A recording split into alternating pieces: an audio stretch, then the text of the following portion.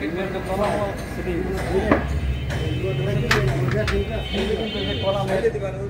তারপরে যে ডিমের যে এখানে কিন্তু ফাঁকা থাকে যায়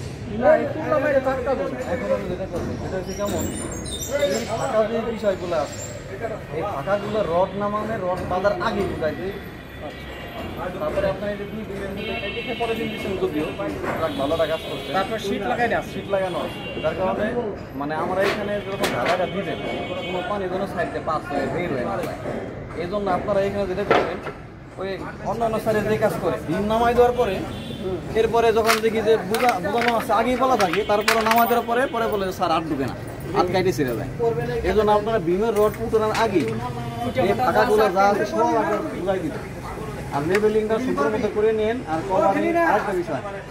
ওই যে সেম গ্রেড বিমের মতো কোনো বিমের রড যেন কলামের বাইরে দিয়ে না যায় গেল আর কভারিং যে 1.5 ইঞ্চি আছে এগুলো যেন ওকে থাকে ঠিক আছে নিচের কভারিং উপরের কভারিং নিচের কভারিং আর দুই পাশের সাইড কভারিং এগুলো সব কিছু ঠিকঠাক করে তারপরে আপনি ইয়ে করবেন আর একটা বিষয় খেয়াল করবেন সেটা যে কেমন যে উপরে যে কলামের রড যে বের হয়েছে আপনি ফাইনাল আর একবার একটু চেক দিবেন যে কোনো রড ল্যাপিং দেওয়ার জন্য লেন্থ কম আছে যদি কম থাকে তাহলে আপনি আগে রড ল্যাপিংটা খারাপ করে দিবেন এমন না যে $7 পরে